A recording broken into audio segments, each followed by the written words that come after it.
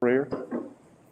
Gracious God, we thank you for this beautiful day. We thank you, Lord, for the opportunity to serve, and we pray for your continued protection of our students, staff, and the citizens of Robinson County in this very difficult time. Be with us now as we deliberate matters that are important to the well-being and to the everyday operation of our schools.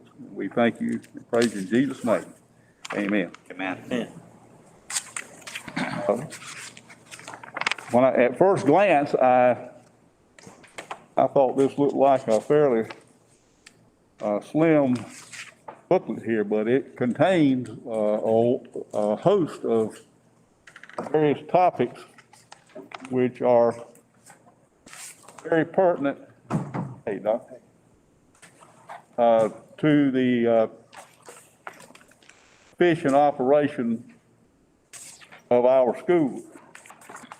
And we will begin, pretty much stick to the sections that are open for revision. And I call your attention first to section 5010, page 1 of 3.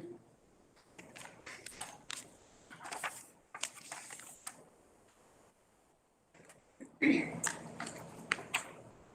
got a comment on the third paragraph, Mr. Chair, Yes, sir. where it's, the last sentence says, "The board will carefully consider the advice of the public." I understand the meaning, but it doesn't sound, it just sounded a little bit vague. Carefully consider.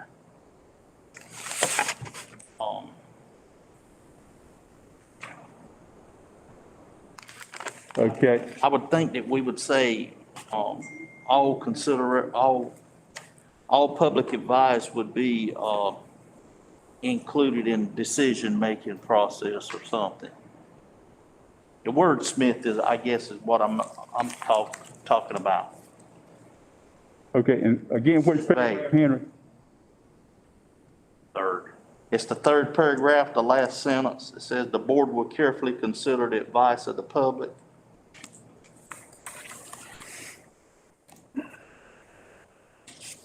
For public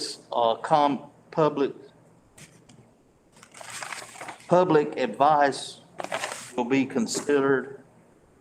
It just carefully considered just doesn't sound like something that PSRC would have in their language, is what I'm saying.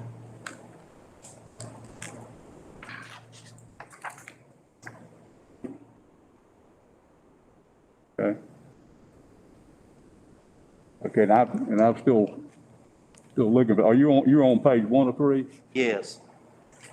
And the yellow, Okay. third paragraph, the yellow at the last sentence in the paragraph. Okay. It begins with all fundraising activities require prior approval of the board and superintendent in addition to the principal. No. The policy before. Mr. Gentry, you're on 5010, but there's 5,000. Yeah, no. And he's on 5,000, Okay. page 1 of 3. Okay, the board encourages members of the community to express their ideas, concerns, and judgments about the schools through the written suggestions or proposals, presentations at hearings, responses to surveys, comments at board meetings, and services on such advisory committees as may be established. The board will carefully consider the advice of the public. And Henry, you're concerned about that particular. It was just a wordsmith. Just seemed like we could worded that a little better.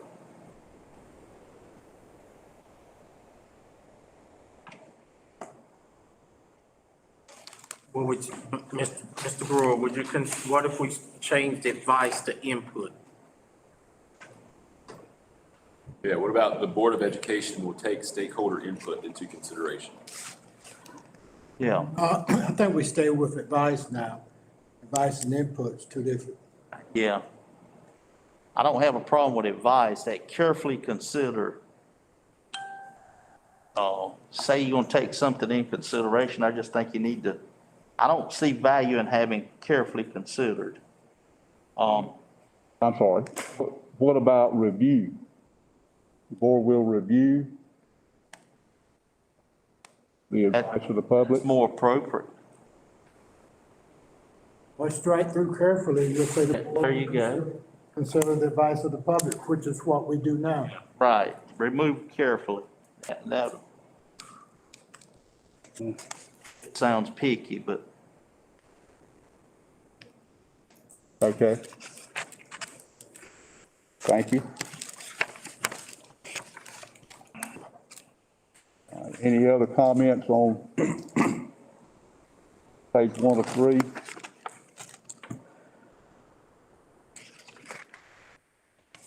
Okay, 10? 5,000. Okay. 5,000.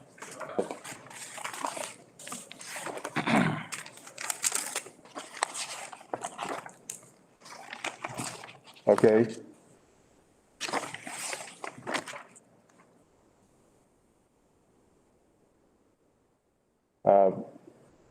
Looking at page 2 of 3, of 5,000. I made a note here by the sentence that is highlighted in yellow. The board encourages involving students in providing the public with interpretations of school programs as long as it is not detrimental to the students. Students shall not be exploited for the benefit of a group, school, group, or individual. I made a note saying that I thought that was too broad. Parallels the remark you just made, Henry.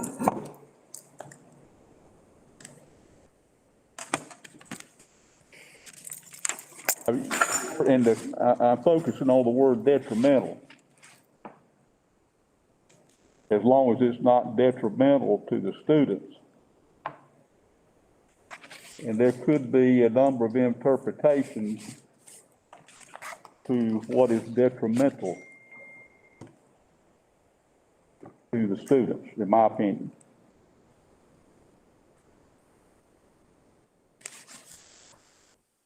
Anyone else have any thoughts?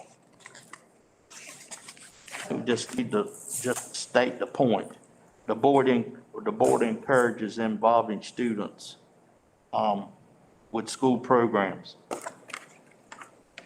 Then the last sentence, students shall not be exploited for the benefit of school, group, or individual. I would agree with that because, if it's a school program, then it's already passed, it's been filtered, it's passed muster already, it's been authenticated. So I would agree with that and to strike as long as it is not detrimental to the students because it's already gone through the proper channels if it's a school program. And evidently, something prompted the statement, students shall not be exploited for the benefit of a school, group, or individual. Now, that raises a red flag to me. To me, that implies that, there's something possibly that needs to be addressed. I don't know. To me, it gets to the point. It states a clear, a guideline. I don't have a problem with leaving that in there. So, all right, if we're ready to move on then, on to 5010, page 1 of 3.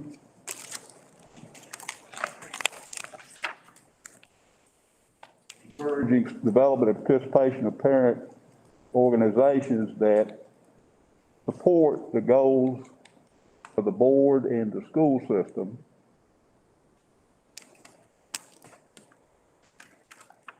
And the sentence that, or the short paragraph that's in lavender there, the student or parent shall be required to participate in a parent organization as a condition of participation in curricular or extracurricular school activity programs.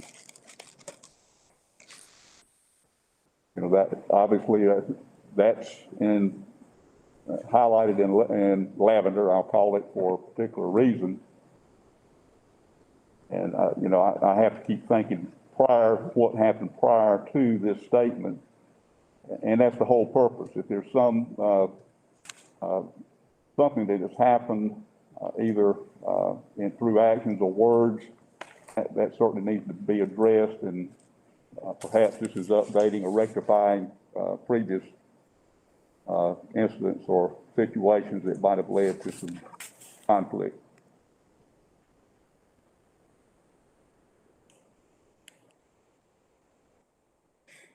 I'll move on if hopefully everyone's had a chance to read and review this, so we're not going to take it line by line unless someone has a question, and I'm pretty much going to focus it on the areas that are highlighted.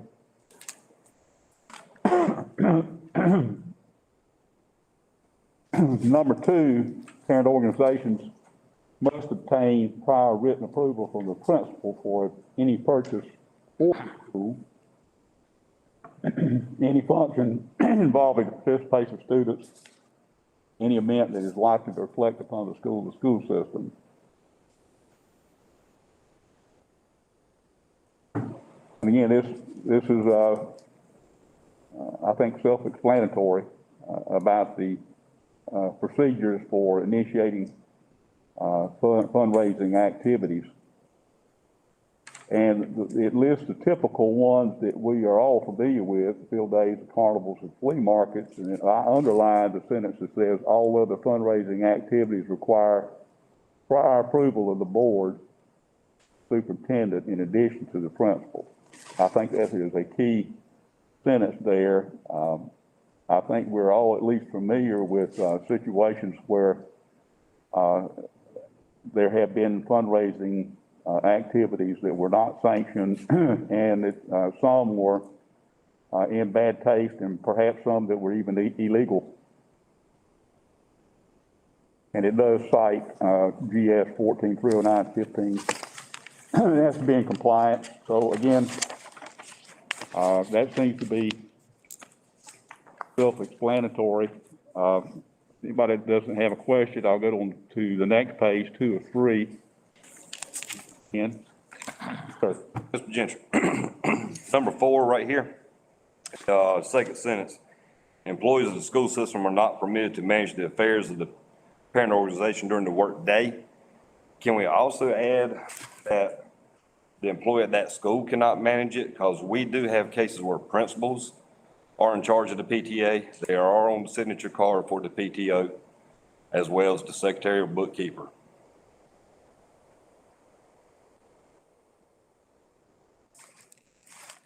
Okay, so you're agreeing with that sentence?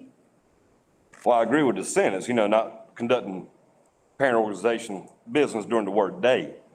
But I'm asking, can we include that the employee not be employed at that particular school and conducting the financial affairs of the PTO? Because we do have, like I said, staff that are in charge of the school handling the PTO affairs. Not supposed to be, but they are. So what's the recommendation? If we can add to that, or if they are employed at that school, if you're a principal at your school, you shouldn't handle the PTO financials at that school. Conflict of interest. But if your child went to my school and you wanted to be on the PTA there, that's fine, because you're not dealing with my school. Okay. I don't know the proper wording, but somehow involved where the employee cannot be also one of the elected officials for that organization at the school they work at.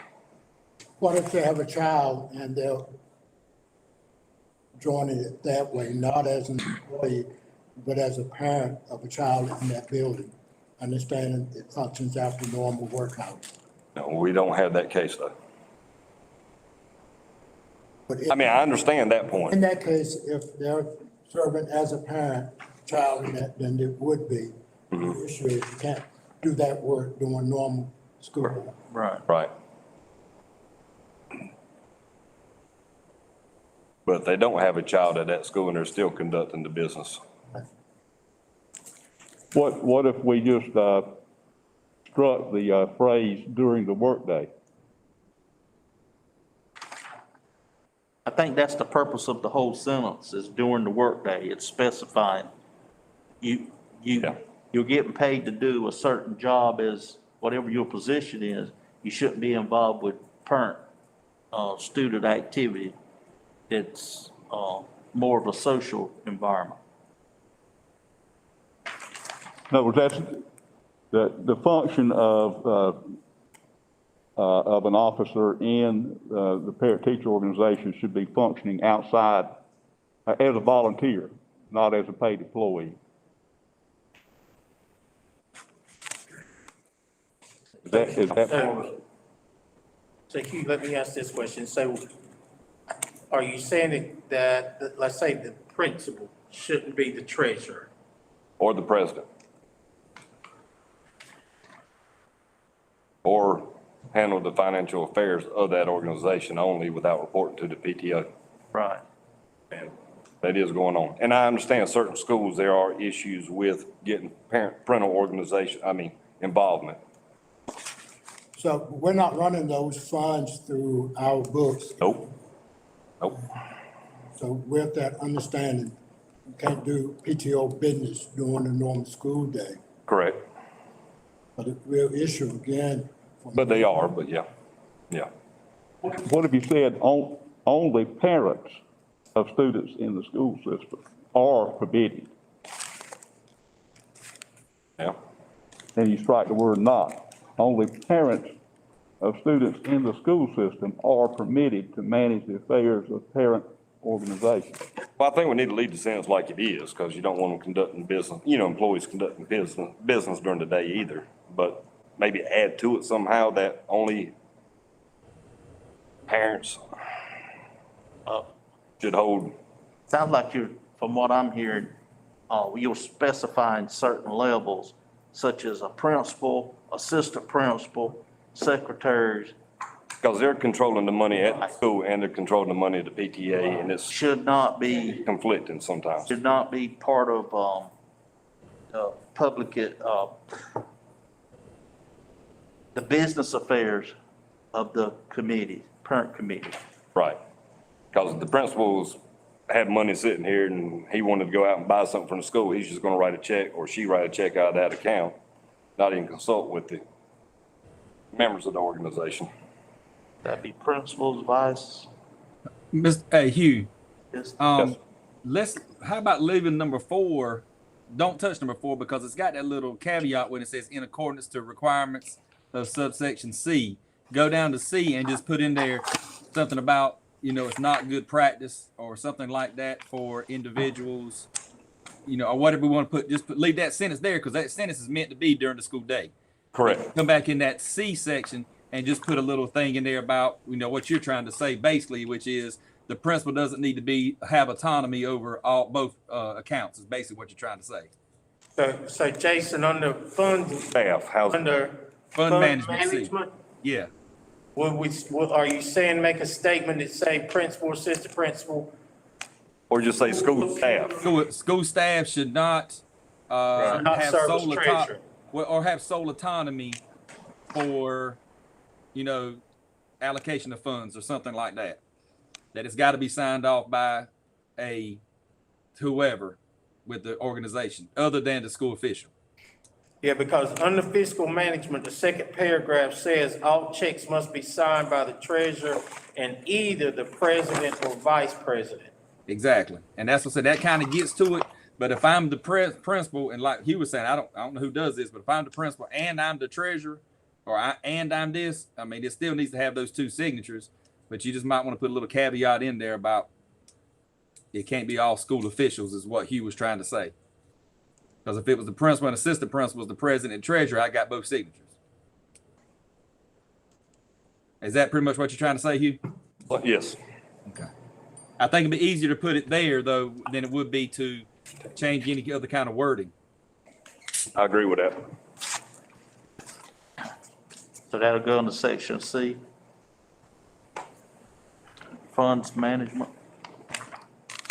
Gentry, can I ask- Sure. let me ask the question, Mr. Jason, I heard what you're saying, and to go back to Mr. Hugh, and I don't see changing nothing in 4, but Mr. Hugh, is one of the problems you're seeing is, let's just forget principal, anybody on the school staff being an officer can sometimes cause, is that a problem? I see the problem more with the administrative side. Administrative side. That's where a bunch Okay. of complaints have and calls have come at from the administrative and the front office staff.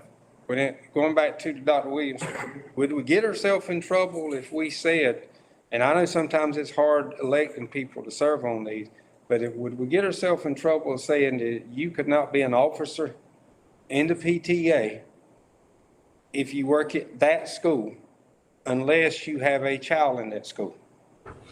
If we did a cut thing across the board like that, and I'm just throwing that out, not saying to do it, but that eliminates that principle. It eliminates anybody at that school being where there's a conflict. Right, unless, Now, yeah, I can go, if my child's at Union Chapel, I can go be an officer. oh yeah, If I teach at Union Chapel, I can go to Prospect and be an officer if my child's or whatever the case. But if we just say you can't be an officer, I'm throwing that out just for thought. Swing by the assistant principal officer, just a quick minute.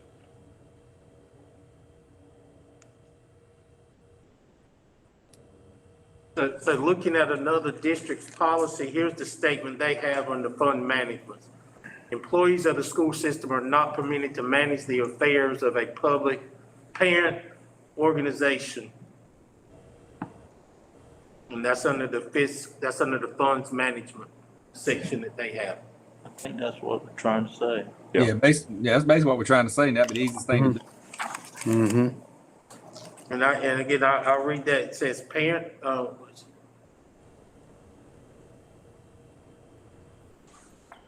employees of the school system are not permitted to manage the affairs of the parent organization. should we say at that Yeah, school they work at? yeah. I would do rather that there because that would be saying like if my Yeah, that's son was saying I at, can't be nowhere. I can't be at, yeah, I couldn't be at anywhere. And then And that if my won't be son was fair. at Great, it was at Purnell Sweat, and they wanted me to serve, I mean, Yeah.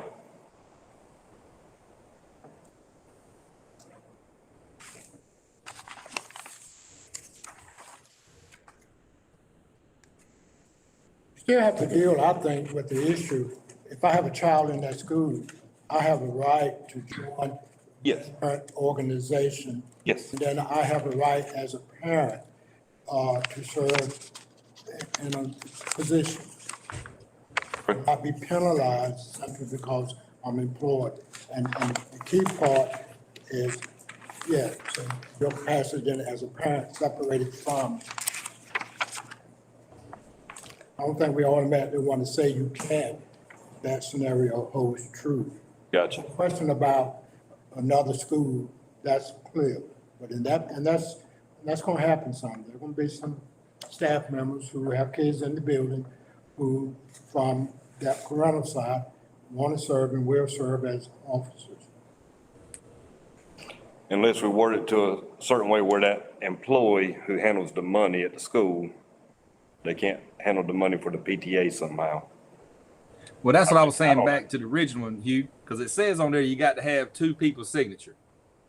And as long as one of them is not the employee of the school, it should be that checks and balances. Unless I'm wrong, I mean, that's what I was saying. Yeah. Because that's all I was saying. It shouldn't be me and my assistant principal, but it could be my assistant principal might be the president. I mean, I ain't got PTA, but my assistant principal be the president and another parent, because both of them would have to sign that check. As long as they were elected by the PTA and not appointed by the principal. Yes. But it's don't say that.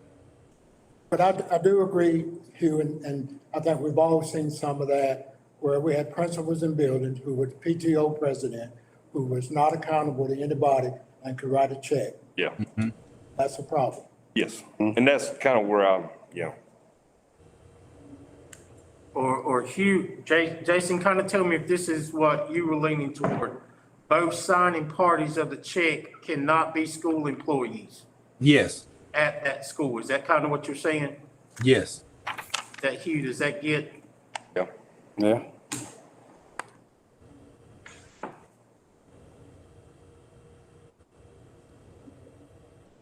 My preference, and just me, has always been, I don't want the principal of a building to be the president of the PTO or PTA that can sign off on checks because of what can go wrong financially and put that principal at a risk. So I would almost say that principals cannot serve as PTO, PTA president. And it's happened too many times, And assistant principal. and assistant. I agree.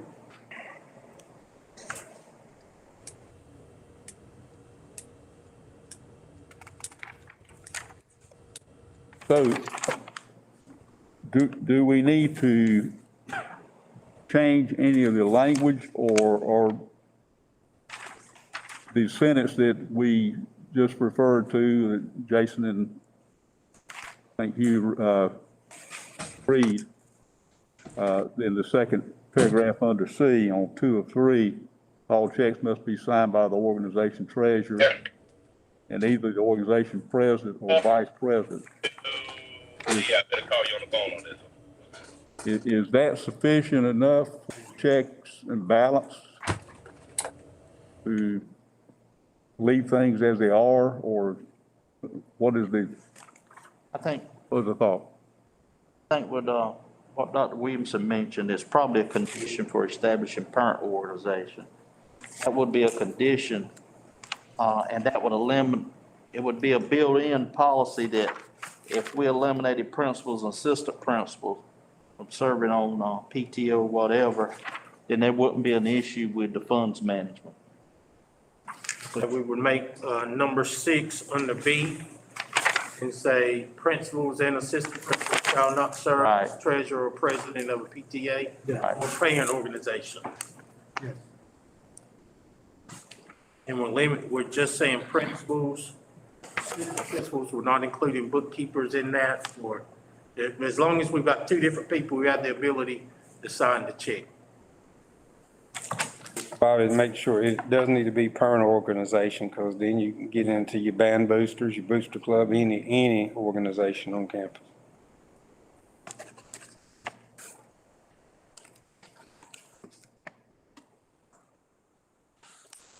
Yeah, because now you talk about the band teacher being over the band boosters and getting to do what she wants to do.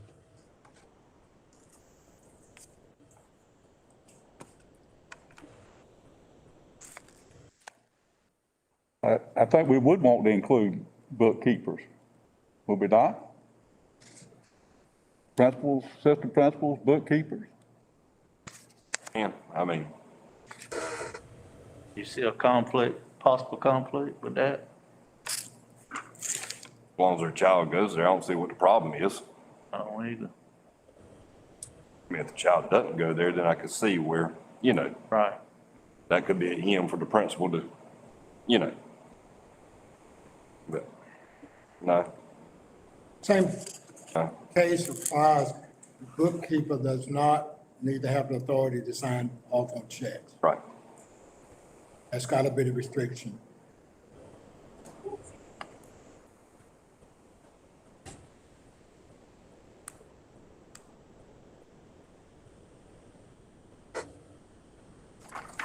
So what is the pleasure of the committee here as far as additions?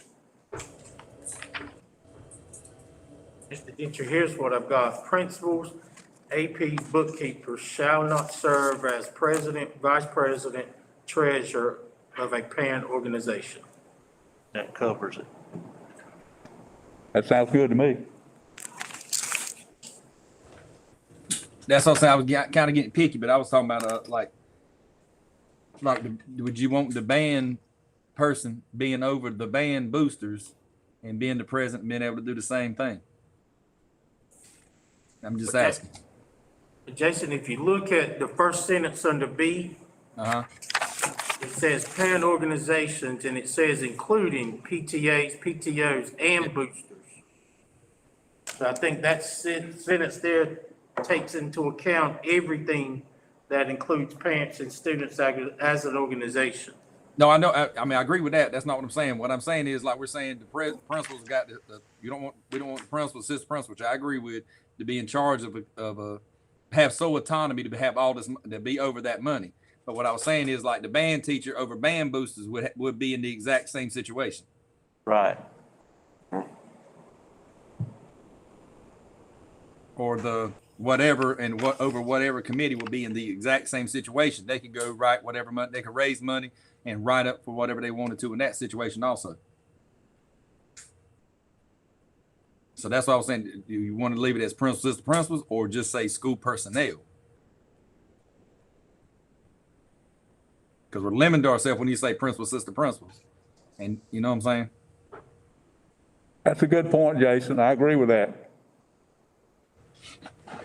Just me personally, I don't know that I want to add bookkeeper to that. I don't want bookkeepers being able to sign off. But for a lot of those organizations, unless the bookkeeper manage those accounts, then that's going to be a problem. And eventually, those companies are going to press that school. And so I'm not sure that we want to restrict bookkeepers. And Hugh, you were saying that that's never a problem. Plus they would, The real issue is the principal and assistant principal, those administrators don't need the authority to sign off on those checks.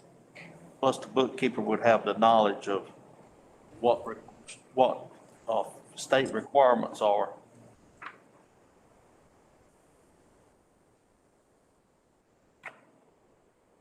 Now, as far as that PTO organization, there are no state requirements, so that is a complete separate entity. But I'm saying parallel to that, Oh, they okay. would have some knowledge base, I got you. how the process is legally supposed to go, Got you. if there was any questions Got you. from the parents. Realizing it's a separate entity to the school. Got you. So the rationale leaving the bookkeepers out of this statement is, as the superintendent just said, their responsibility is to write the check, but they're not one of the two official signees.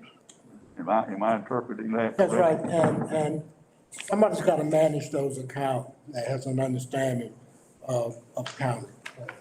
That bookkeeper is taking instructions from the principal or the assistant principal. They're gonna take it from the president and vice president, which we're saying can't be a school administrator, that, not saying it would happen, can influence spending. Right.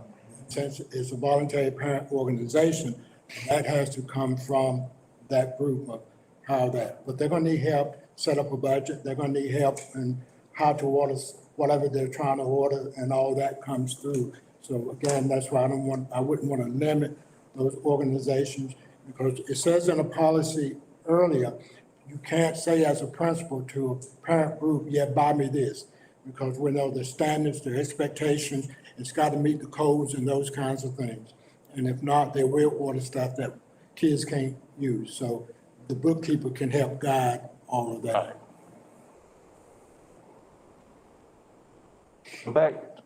Back to Jason's point then, the band director would not be one of the official signees. It would be either would be the principal and the assistant principal. Is that correct as far as signing off? At the school level. Yeah. But now that band booster, they're completely separate.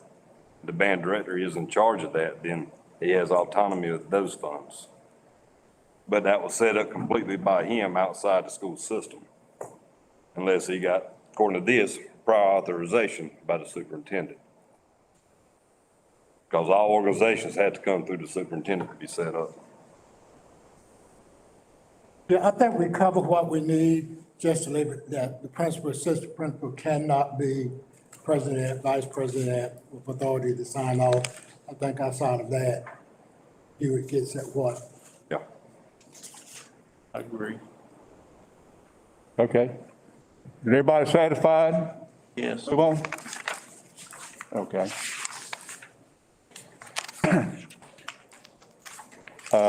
We'll move on to,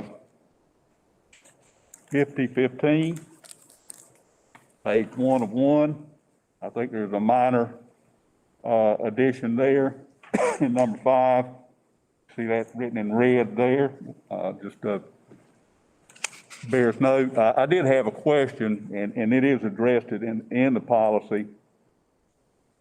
I think it bears, underscoring or highlighting, how will COVID affect volunteers? And I guess the answer to that is they would have to go through the same protocols as anyone else. But, I'm trying to foresee some potential situations. There are events where, you got, a whole score of volunteers who come to help out with a particular event. Is there a limit to the number of volunteers that can be present on campus at any given time? I didn't see anything that spoke directly to that. This, and I'm kind of skipping over it because it relates to it though, about visitors to schools. And of course, obviously volunteers are in the visitors category. It says 5020 policy covers that. Under, on page 1 of 1, school volunteers. On, first section, number 2, the requirement of volunteers comply with policy 5020, visitors to the schools. Good observation.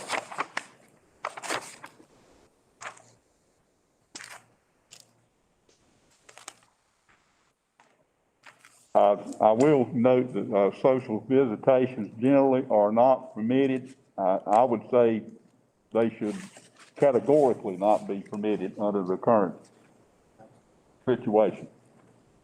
And I don't know that we need to change policy in the language, but I think that's a given. Mr. Chairman, may I ask Melissa, just as, update, Melissa, how not, for a volunteer to be in our building, can you walk us through that process? We get a background check, that whole piece, just so we can hear it. Yes, and that goes through, in the past has gone through Miss Linda Moore's department, the volunteers. But, so the school, sends the names and then we do the background check.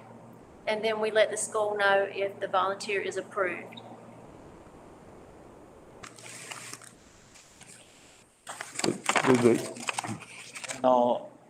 Visitors to the schools on 5020 policy, it covers the temporary restrictions around the pandemic situation, and also under section A, it states the social visitations are generally are not permitted.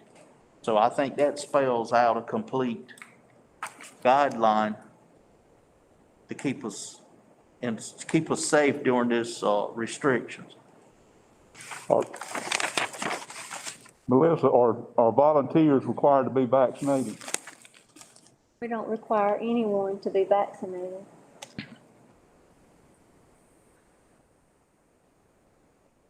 But we're requiring masks, whether you're vaccinated or not. Right. Okay.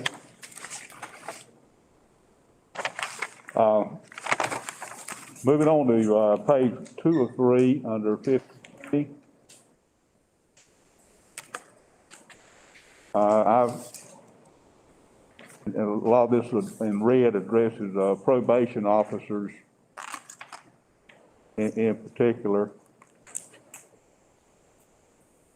And obviously we do have, unfortunately, a number of students that have been assigned a probation officer. And I'll defer to whoever on staff can answer this. Obviously, they'd be subject to the same protocols as anyone else. I know from experience that back in the day, probation officers generally showed up unannounced. You know, they just popped in.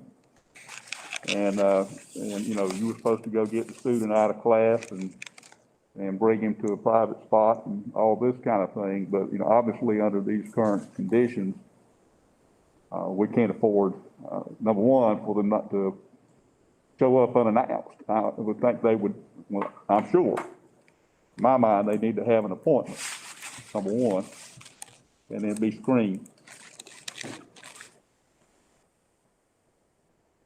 Any comments, or anybody need to straighten me out on anything relative to that?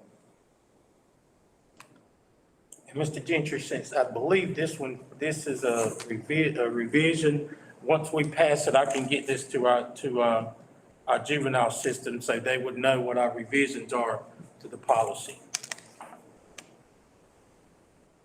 I like that, C, number 3, the privacy of the students. Hello? They will be Yes, singled ma'am. out. Tomorrow, 9 o'clock. Yes, ma'am. All right, thank you.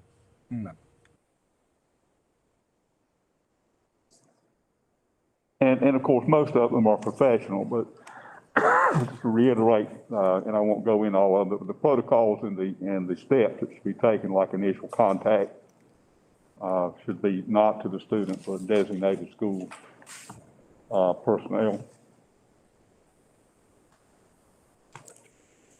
Any other comments?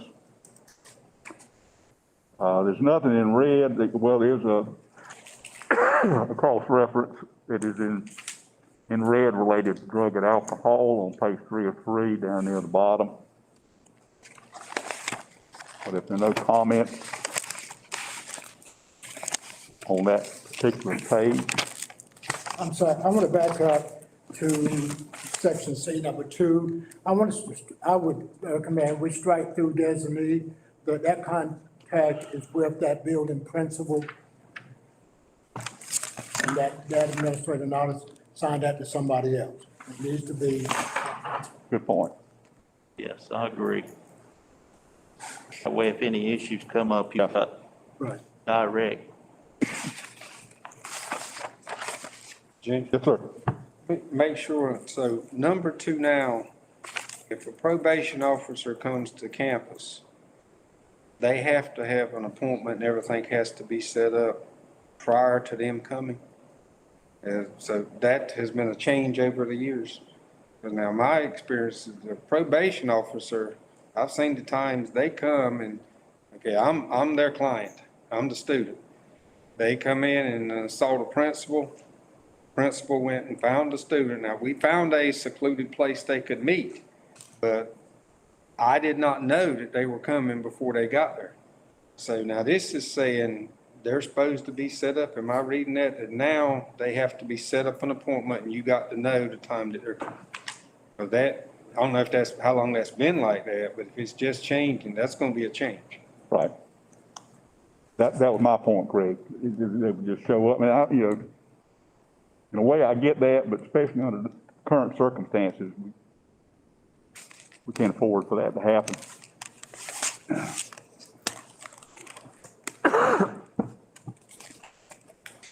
And I don't know that it spells out by appointment only, but that was my interpretation. Well, the main thing was letting, that you would know ahead of time that they were coming was what I was getting from that.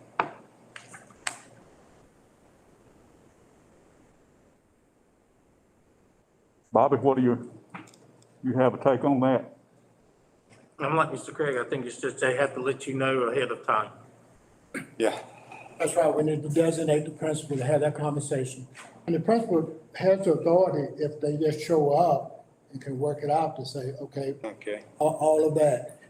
I think all of this is about, don't use the public school system to do your job. If you can have that visit at home, that's the best place to have a visit. Don't automatically come to the school site to do that work.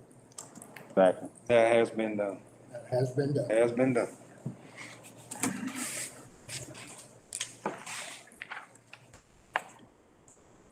Okay. All right, no further questions or discussions, move on to, I would, Mr. Chair, I would like to make a comment under that section C where we modified or designate. It's referenced there at least 3 times Yeah, or more. I've taken all of those out. Okay. Where it's got or designee, I've removed those. thank you.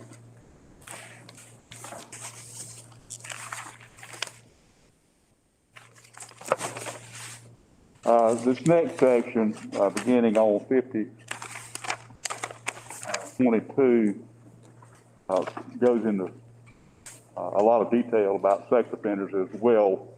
It should be a very thorough addressing of that very critical matter. My question is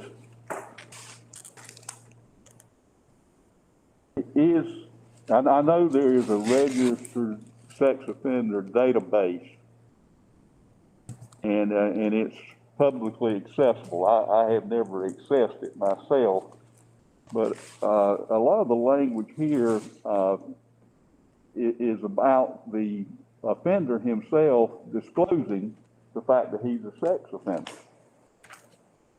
And, you know, I'm sorry, but if he's a sex offender, he does not is not held in high esteem, and he is not a person of trust until he re-earns it. So my point is, everybody that steps on the campus is not going to be forthcoming about their past, and especially about a matter like this.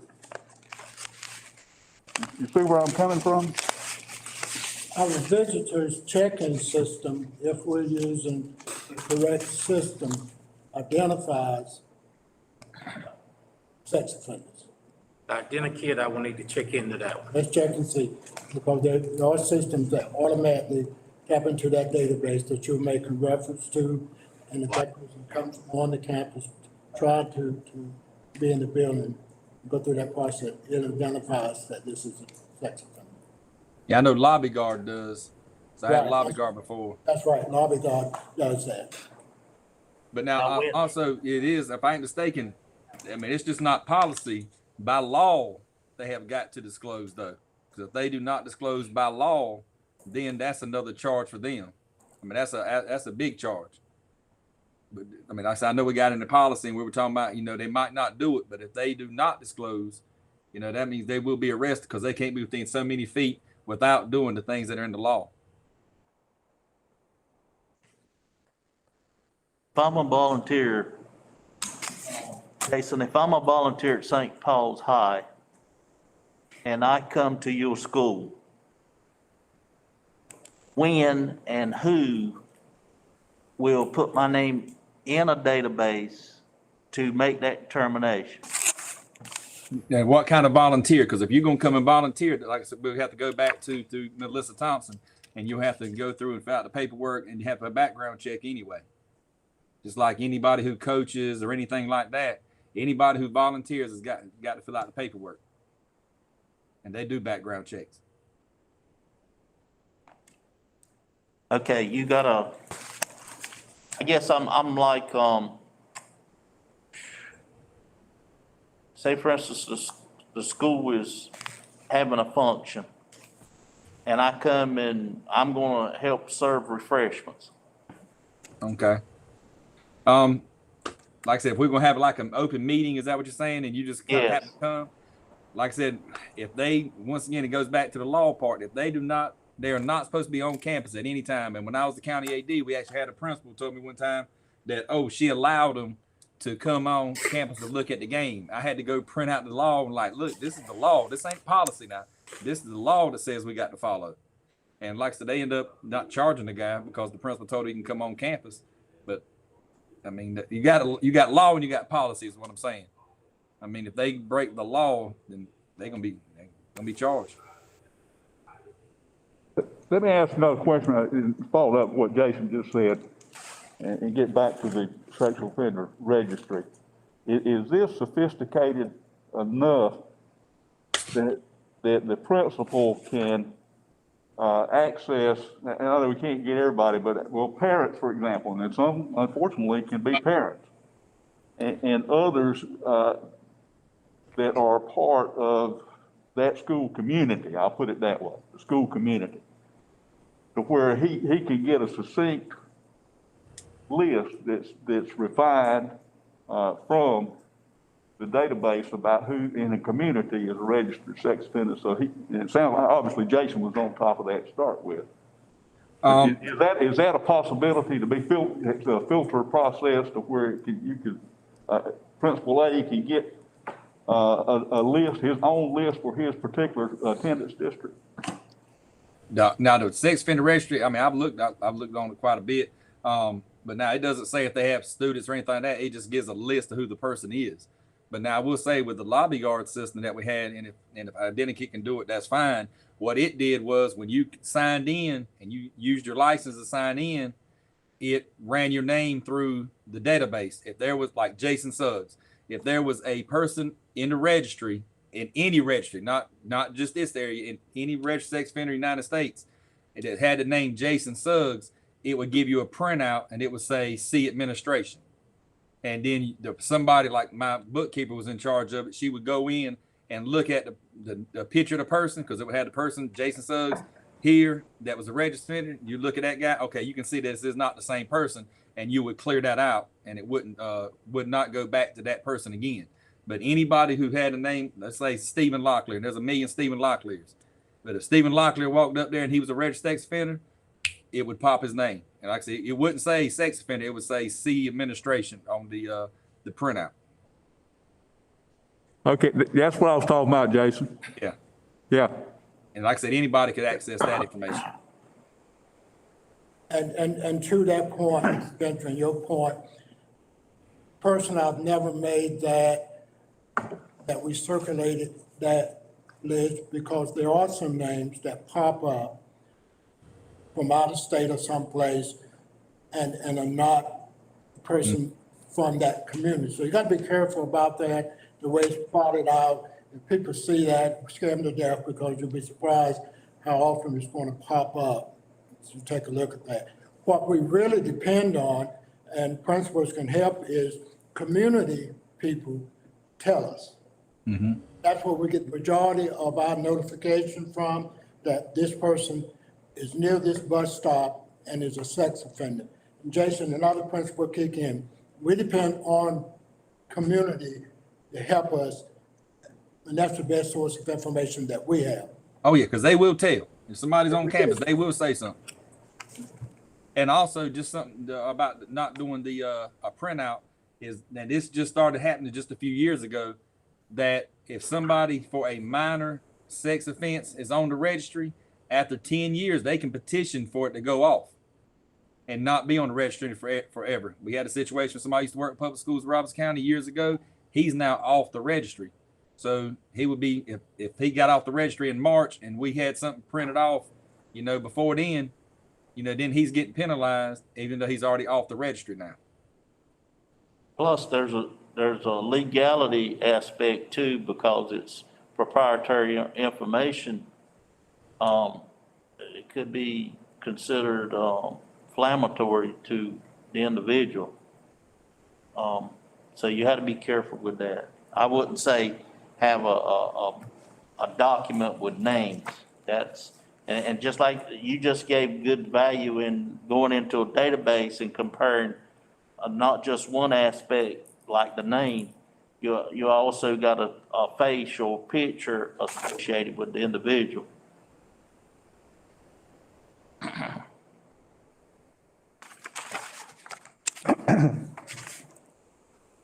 Okay, this is obviously a very critical matter, so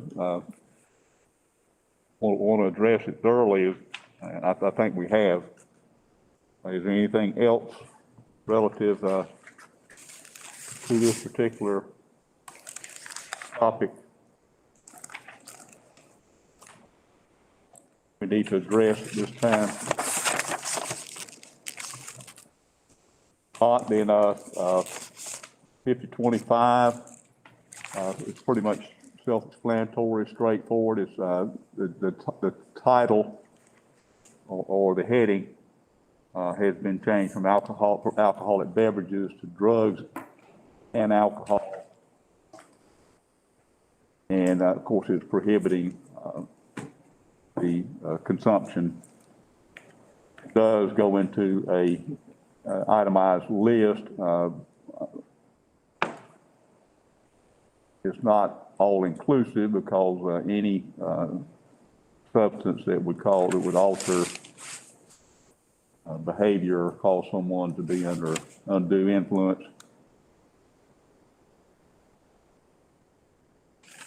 So that's pretty straightforward. Well, can we put a little caveat, especially at the end of this week, we're gonna do away with this policy on Friday at the end of this week, all the stuff going on. I'm just playing. That was a joke. I'm sorry. It was a joke. It was a joke. I was saying to do away with this policy at the end of the week because it's been a long week.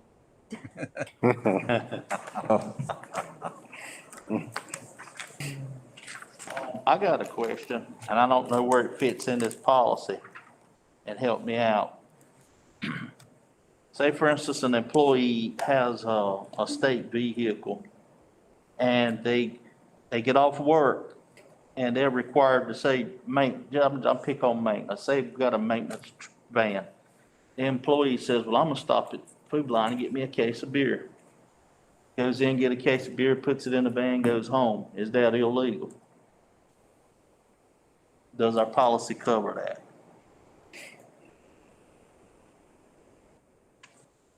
I'm not sure if it's illegal that it would bring charges, but it violates, our policy and what we can use those vehicles for. Therefore, residual job, work, period. So are we covered and the wording gets here?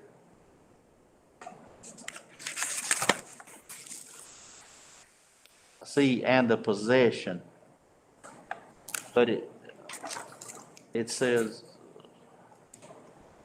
does it say property? Yes. The first line, Mr. Brewer, that second line, it says own property owned or occupied by the school system. So that will cover it. That will cover That would include vehicles. That is correct, Mr. Hugh, right? Property, vehicles are defined as property. Yes, sir. Okay, that's a good point, Henry. Glad clarified that. Community use of facilities, 5030, page 1 of 6, and of course, there's a whole paragraph that addresses the current situation relative to COVID and the use of facilities. And my interpretation is that there is a moratorium on facility use of any kind until further notice by the community. Is that a correct interpretation? Yes. Okay.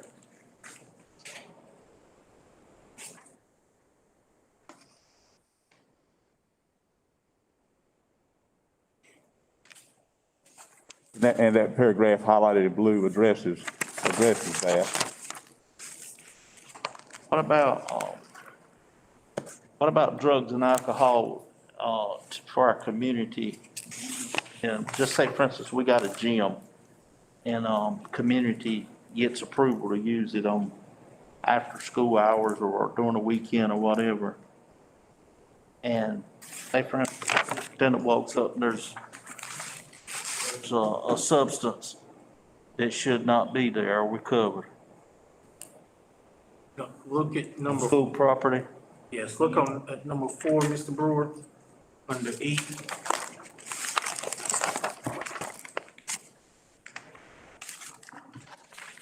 On page 4 of 6, I'm sorry. Users must not consume or possess alcohol or drugs on school grounds. That says it's black and white. Mr. Gentry. Yes, sir. That, Mr. Henry, that takes care of any function. If a group's having a class reunion on school grounds in the cafeteria, they're not supposed to have alcohol in that cafeteria at all. If they do, they're violating their agreement and could, face the consequences, whatever they would be. That goes with outside, school premises too, property.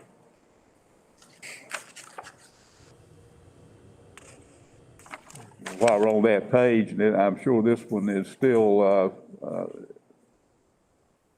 can be a touchy situation. Users must not have open flames on school grounds. That includes cigarette lighters and matches and any other way that a flame can happen.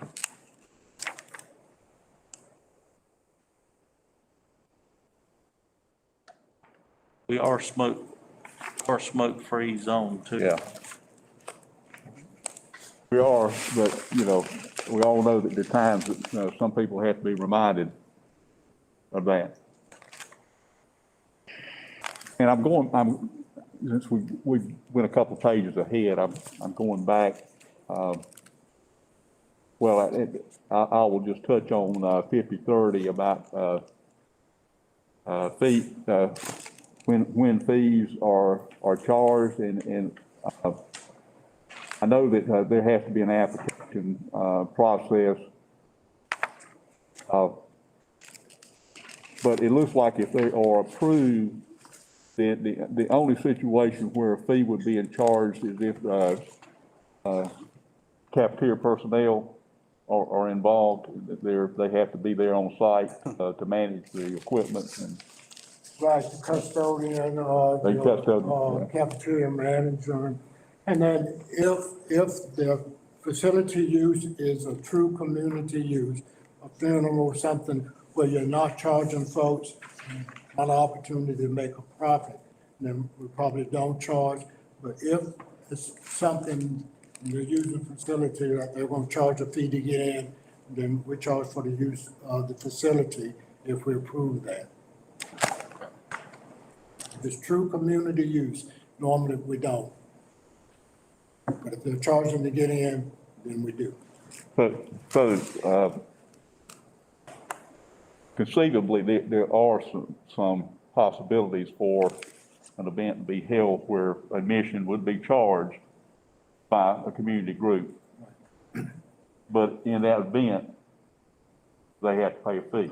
Well, example for a fundraiser, if PTO wanted to use your gym to have Saturday night, then we would charge to get in, because they're gonna charge the public to get in. So we would charge a fee for that. But even that, even that would have to go through the screening process to determine whether it would be allowed, because you don't just anything there. Part of the fundraiser approval that's already been approved and.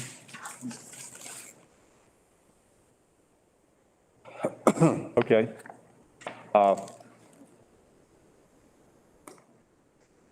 We won't spend a lot of time on 5030 unless there's a question, because we did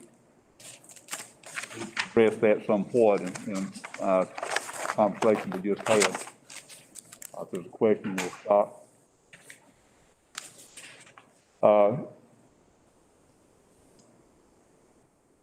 I did underline in paragraph number 8,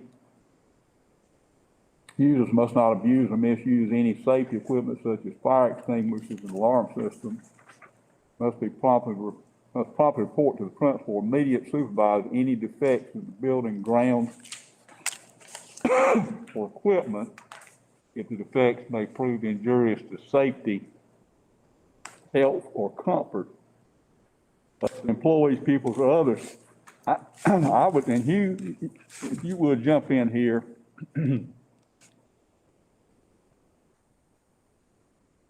I would say to report any damage or defects, yes, if it is injurious or could be injurious to the safe, health, and comfort.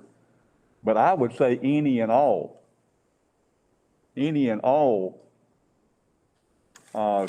damage or defects.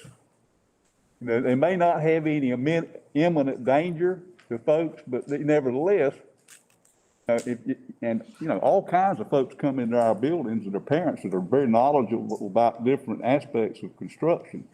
Why not make use of their input? You see where I'm coming from? If it's something that needs to be addressed, even if it's not in an imminent danger to folks, it would be good to have that input.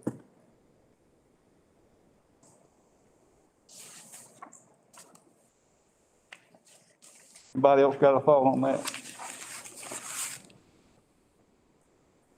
I don't know that we need to change anything, but I don't know that we need to change anything in the language, but I'm just pointing that out.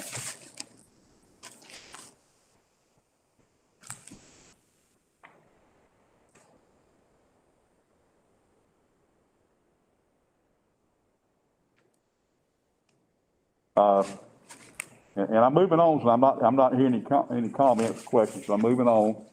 5030, and the part that's highlighted in, I'll call it purple.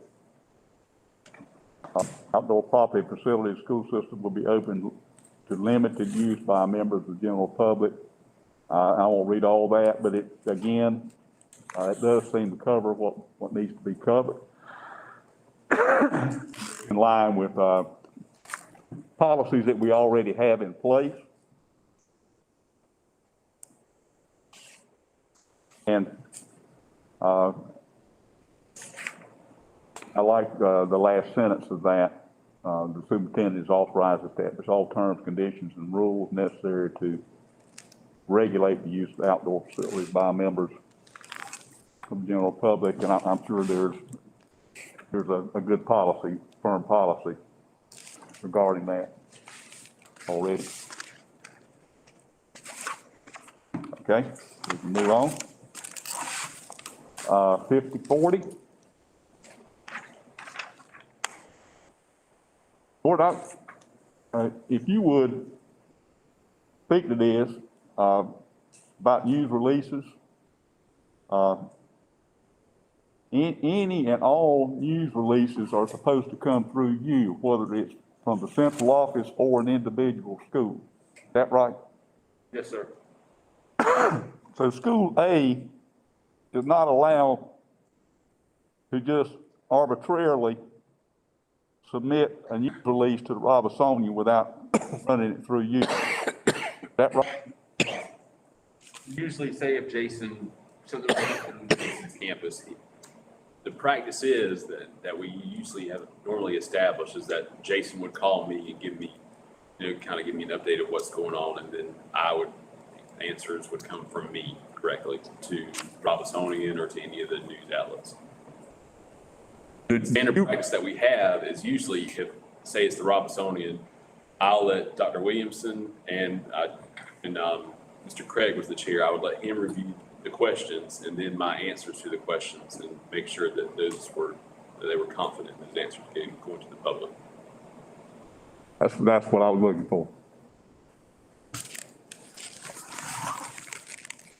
Any questions, comments, further? Emergency closing, we hope it won't come to this. I'm on 50-50-101.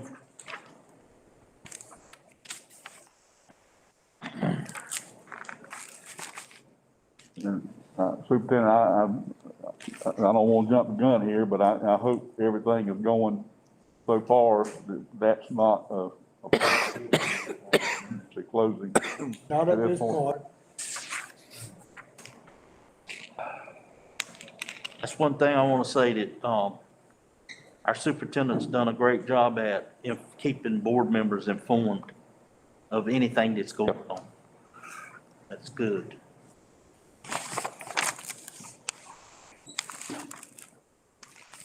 Okay, any other comments along those lines?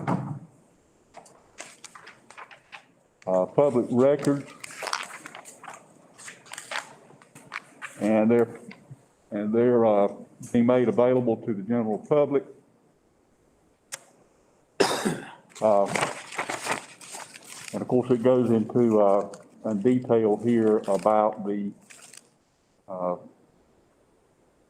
the specific areas, categories of information that can be released. And some of it's quite detailed. I would still, and somebody jump in here and correct me, I would still think there would have to be caveats and justifiable reasons for somebody to access this information about a school employee, not just anybody walking off the street. Is that right, Dr. Robert? I mean, don't folks have to have a legitimate reason? Normally, we just get, I mean, we don't get that many requests. I mean, I haven't seen that many since I've been here, Mr. Hugh. I mean, we do get requests for financial or employee salaries and stuff like that. I know that's run through Miss Erica. Right. And then she'll inform the superintendent of the request, and then depend on what can be provided and what not. Yes. Especially in somebody's personnel file, you can't release the personnel file, you know. Okay, do they have to state the reasons why they want the information? I can give an example that, I was asked, within the last week or so.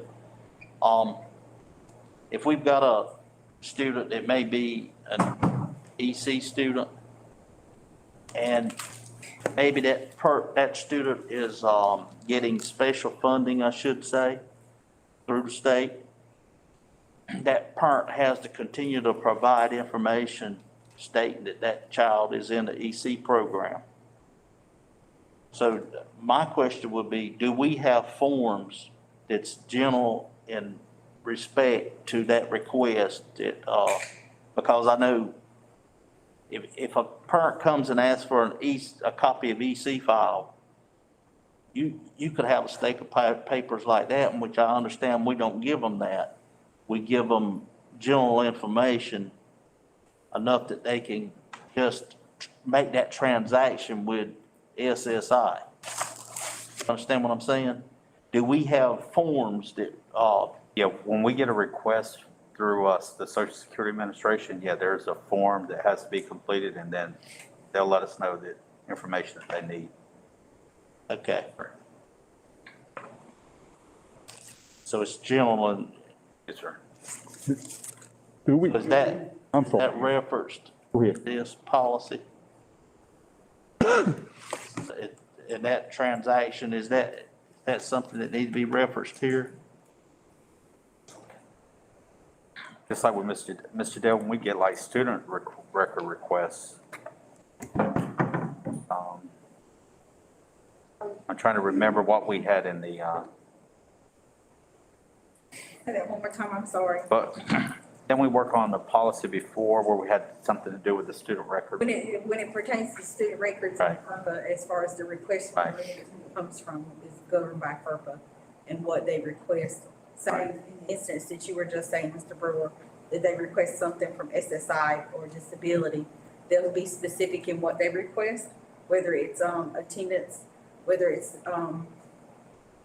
an assessment that's completed, and then they send that. Very rarely will you have them where they request the whole records, but sometimes they do from different entities and organizations. They need a request for the whole record, and they will put that request on there at that time, that they need the complete cumulative folder. Who's responsible to provide that information? Is it central office or is that the local school? It's the school.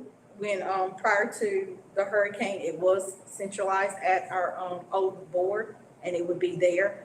And that would come out of the EC department, Exceptional Children's Department, because they had those records on site at the old central office. But now we don't have that. They're all based at the school. And that would be on a need to know basis only? That would be based on what the government laws are for FERPA, of who has to have it, in the required laws that they sign off with written consent to obtain those records. Thank you. And I just had written a question. Who is our designated records officer? You? I thought, Mr. Dale. you seem to be especially knowledgeable, so I thought it must be you. Okay.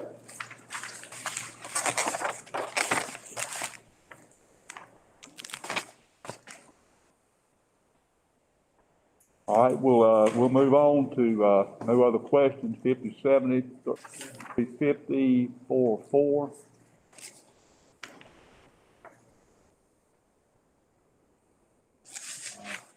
The sections that are addressed in red, to me, seem to be straightforward.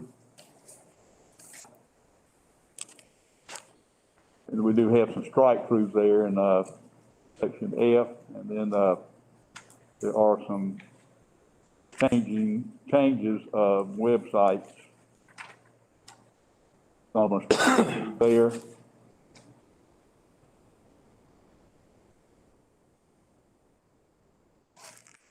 All right, then, if there are no questions, 5071, 7351, 1 or 2.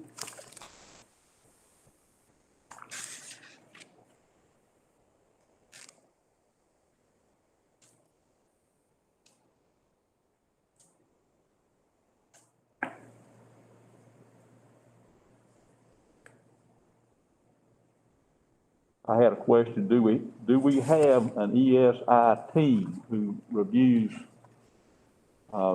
these items and this information that is supposed to be stored for a period of time? Do we have a team that addresses that, or is that one person's role? I'll be honest, I'm not sure. I would make the assumption it's one person.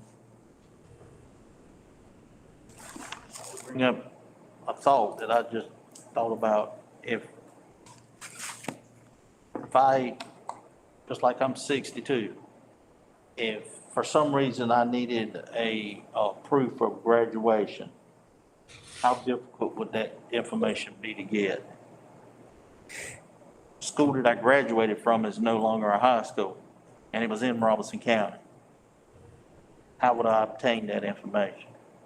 You would go to the school which housed it, like say Magnolia High School was the school that you graduated from. It was. All those are still housed at Magnolia. We're in the process of trying to get those electronic or digital through Scribbles. But you would go back to Magnolia High School and request that record.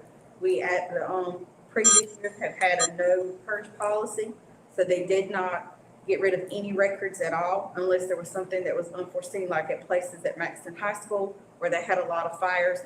And those are all recorded and written down and documented. And we have a list here at the central office that has that, so we can go back and track and give that information to those people that request the records. In my case, I graduated from Lumpkin High School in 1968. There was a major fire there in 1975. And I hadn't even thought about that, Henry, until you brought it up. So, and that 75, that was before all of our electronic record keeping. So I was going to say, because I don't think we got an ESI team, because every individual school kind of did their own thing when it came to these digital records. Correct, Ms. Jadell? I don't think we've ever designated an actual central office team. No, we didn't. But in your case, if the record was damaged and destroyed, we go back to wherever record we could find in order to verify and prove. A lot of schools do withhold or still hold graduation announcements, programs. A long time ago, they had the plaques where they had people's names and everything else. So we go back and we try to track it through a yearbook, and we provide that information to the person that's requesting it. If by chance there was an act of God that we could not unforeseen, like the fire, that we try to give them verification of proof that they did graduate from the school. okay. Thank you. All right. Any other questions on 5071? We'll move on. 5071, 7371. And again, the changes there are related to websites. Changes of strike through there. We can, unless there are questions there, we can move on from that. Relationships with other governmental agencies. We can move on to 5120.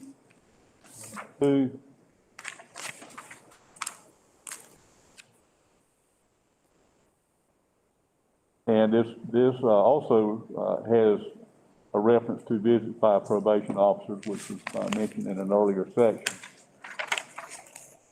And it does refer to a particular policy that they must be in accordance with and comply with.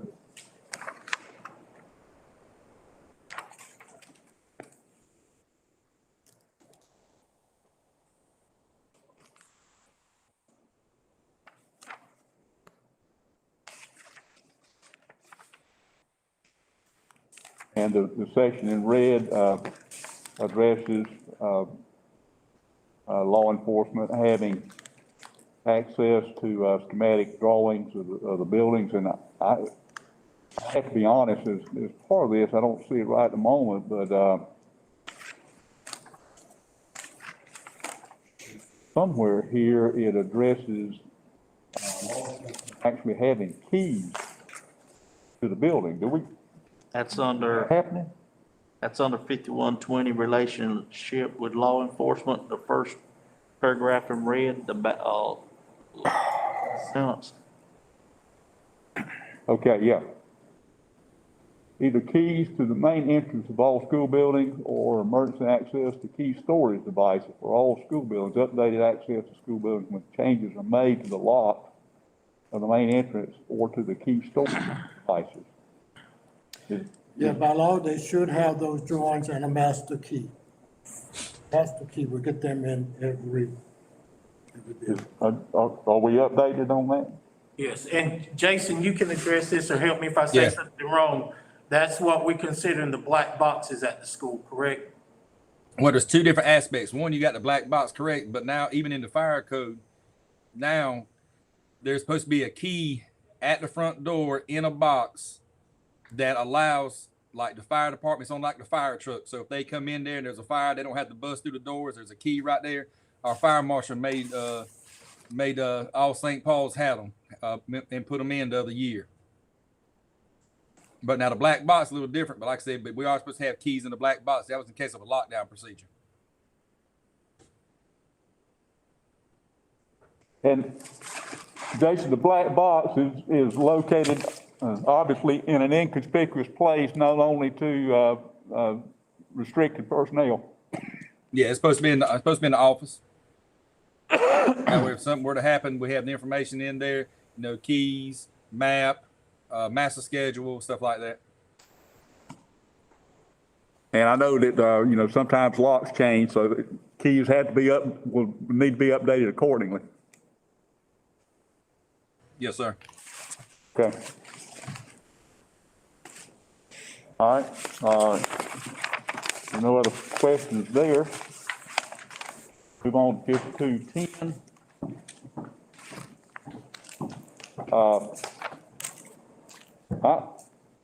I have a question here, looking at the paragraph under section A. There seems to be a discrepancy, contradiction in the number of days that a political sign can remain in the right of way.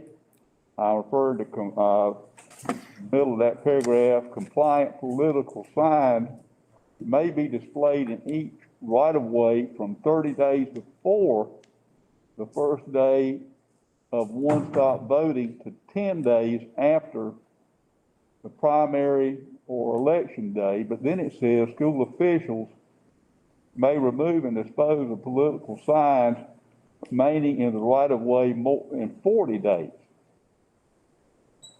Now, that's a big jump from 10 days to 40 days, unless I'm missing something in the language there. I believe what that's talking about is if somebody loses and they leave the sign out after 40 days, I guess I can go out there and remove the signs off school campus. Ain't that what that's saying? That's correct. So it's telling us that the max of a sign in a right of way is 40 days. 30 days prior to non-stop vote, and then 10 days after that. So 40 days is the max that any sign can be on campus in right of way. Legally, would a principal be in compliance if he removed it after 10 days, because that's just that's just extra grace. The 40, okay. And I'm glad this is up there because I got a lot of heat last year because you'd have people come by, but they vote right across the street. So when they put them in the schoolyard, it's right on the right of way. I had people complaining. I was like, no, it can be on the right of way. No, this school campus. No, it could be on the right of way. And, trying to explain to them. But so I'm glad to actually put this in the policy manual this year. Now, sometimes you ride around, you see signs that been there a long time, years. All right, Got a question. yes, sir. I read this, maybe not close enough. This is dealing with political signs. Is this the place, or is there somewhere that, there's not supposed to be political campaigning on the school campus? By anyone, I understand. And, I don't think this is in here, so, and if it's not, that's fine, but we need to look at that somewhere because, last elections, there was political campaigning going on school campuses during functions. And regardless of the race, I don't care what the race is, it's not supposed to go on if I understand it correctly. Now, if I'm wrong on that, then I'm wrong. I stand to be corrected. But we definitely need to look at something along those lines if it's not in this part here, in my opinion. I think section B might cover that. The principal shall prohibit distribution, display when the publication of material contains speech that is prohibited, and also non-school publications or materials. So I think it's covered, but it's vague. And it's got that up under students too. Just for later on. I think there's another section that gets details about publication, if I'm not mistaken. Mr. Gentry, Yes, if I can, Mr. Craig, I think that's policy 7720, employee political activities. Okay, So I think it's 7720. 7720, okay. Thank you.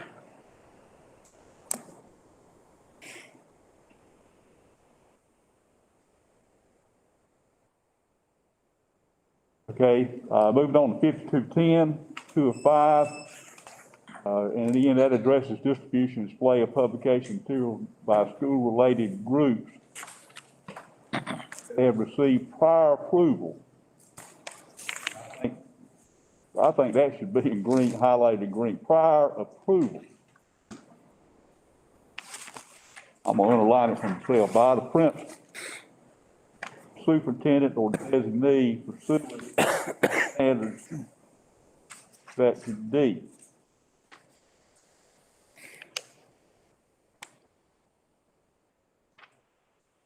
School-related groups.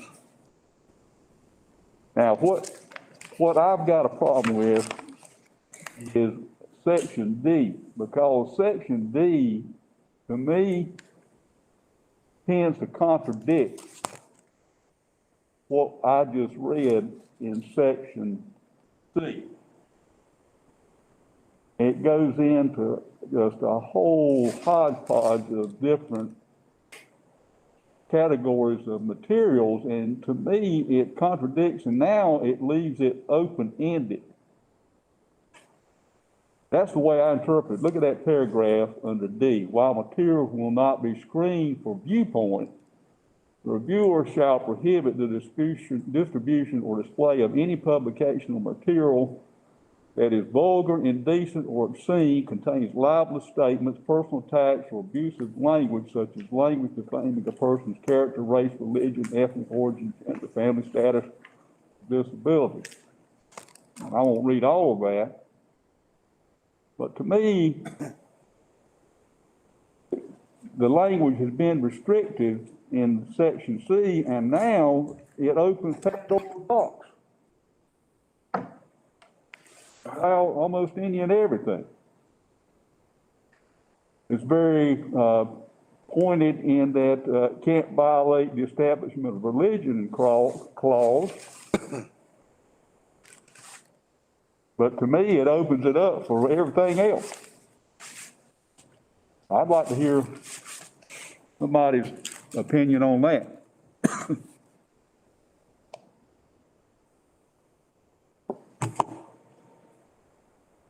And that kind of gets back to what Craig said.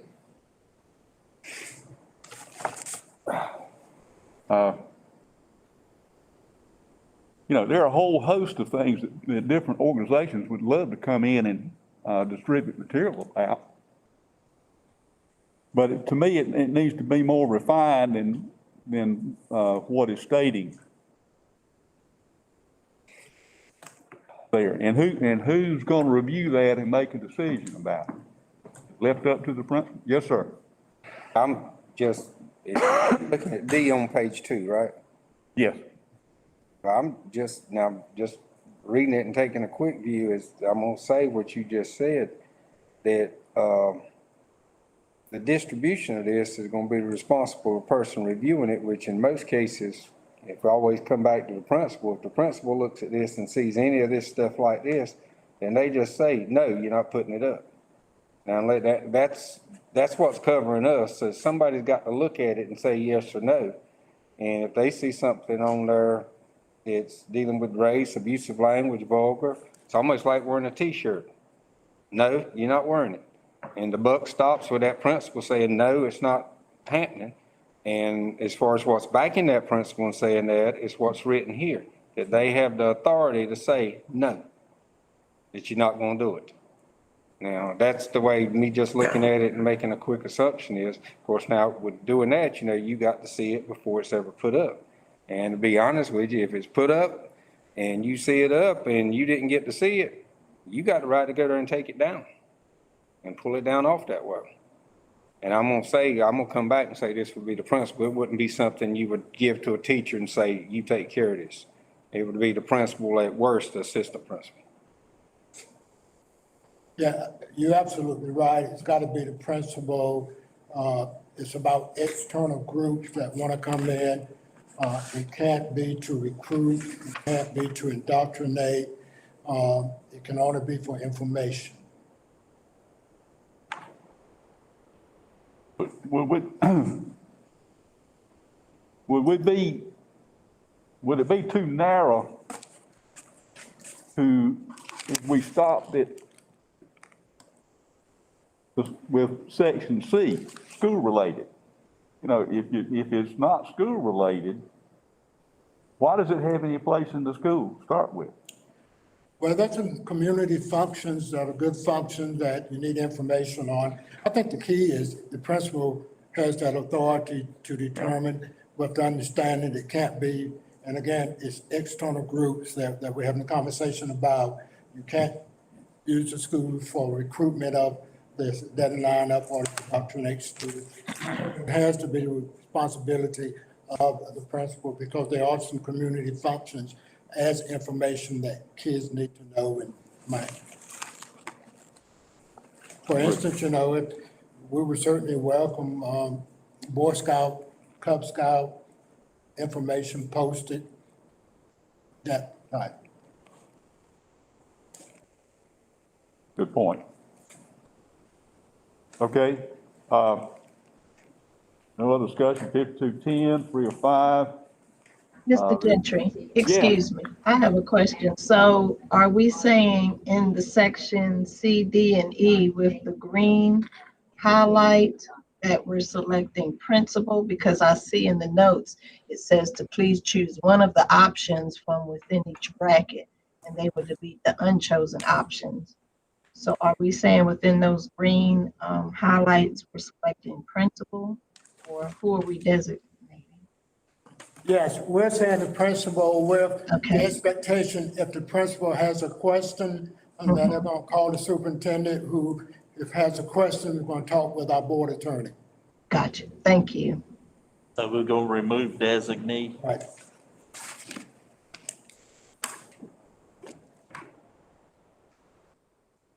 Yeah, well, that makes it consistent with what we did previously. Right. And same thing on page 3 of 5.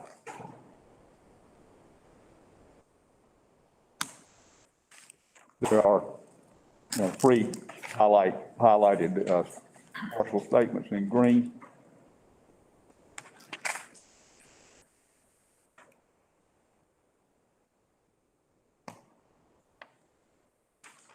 Okay, and they relate we have with the topic itself of material, distribution of material, non-school material. Okay, 5210.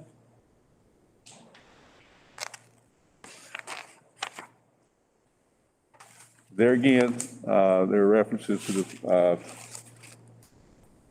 designee. We can strike that, on two different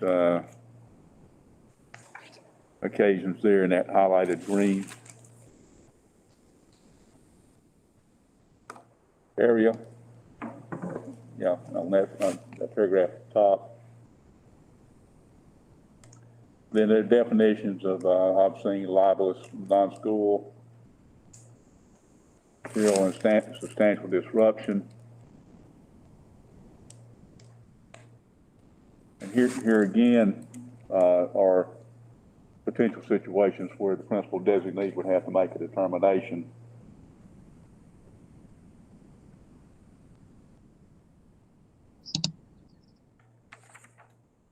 Did Dr. Williamson principal have to clear it with the superintendent or use his own discretion, or if there's something that he's got a question about or not sure about, she would involve you? That's correct. That's how it would normally work, and I'm used to working that way because, again, communities, I wouldn't have information about some of those functions. And so only if there's a question would it come to me, and if I had a question, it would go to our attorney, Mr. Hunt. So by protocol, they don't have to bring it to you as if they've got a concern or question. They have to follow the policy, and the policy spells it out, but if there is a question, then it works its way up. Okay. The policy is pretty clear on what can. Okay. Moving on to 5220, collections and solicitations. The only thing that's highlighted or it's in red there, crowdfunding on behalf of the school system. It gives a policy reference there. Again, addressing distribution, display of non-school materials.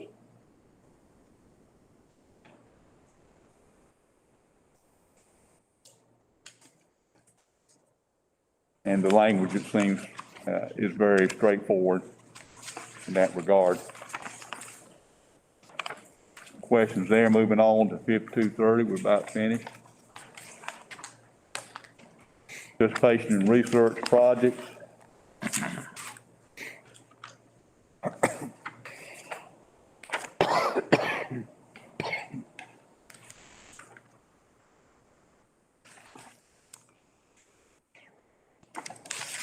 Dr. Williams, I know you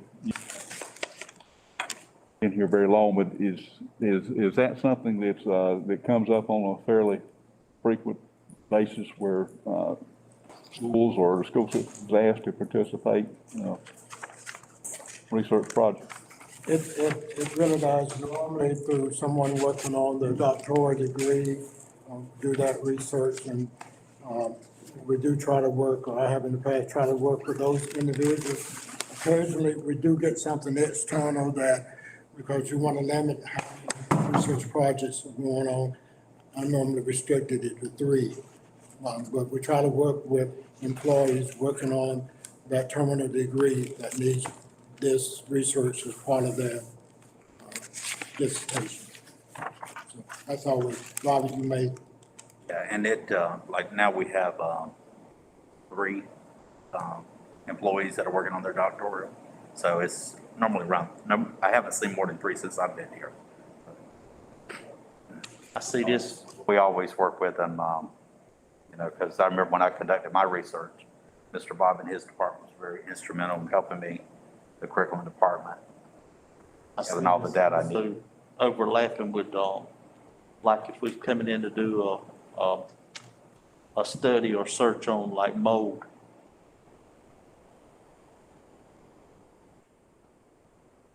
So it doesn't interrupt the process of investigation.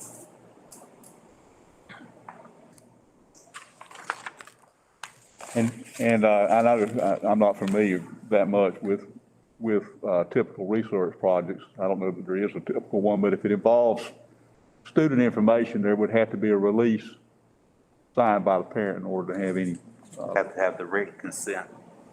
yeah, Fine. okay. Yeah. Okay.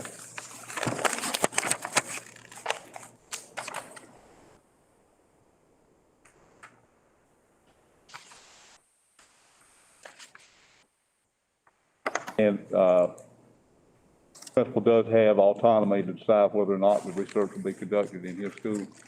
And I think it's like a paragraph, first paragraph at the top of 5230, page 3 of 3.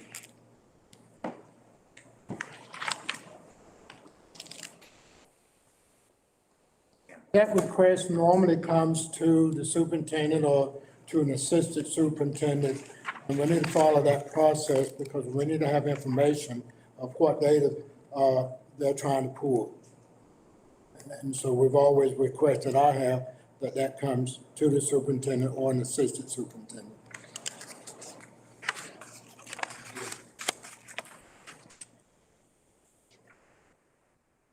So now, is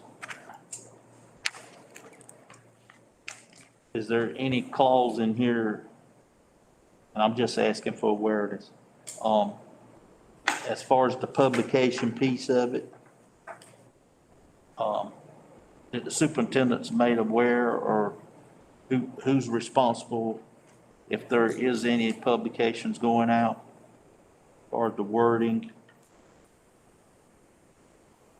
That is part of the language and the approval process that we are entitled to receive the final product and all of that. So yes.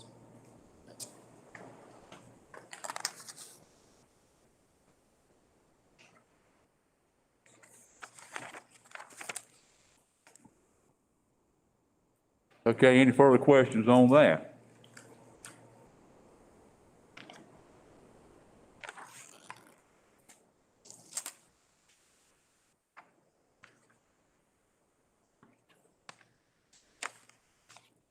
And this goes back to what the section that was addressing distribution of material that's school aided, and the language is not word for word but similar.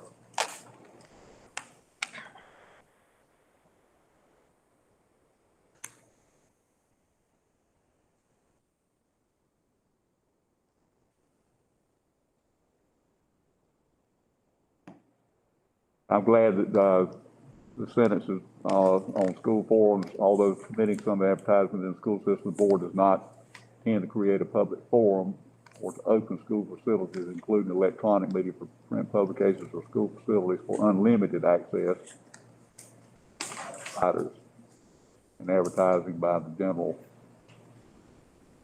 public.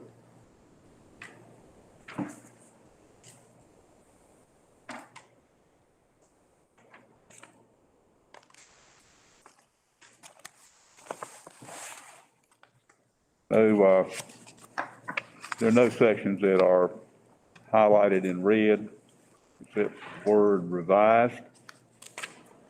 Page 3 of 3.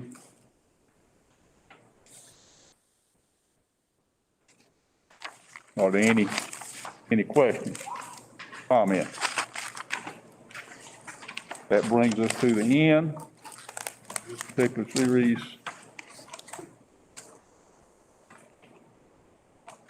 Correlation table and policies.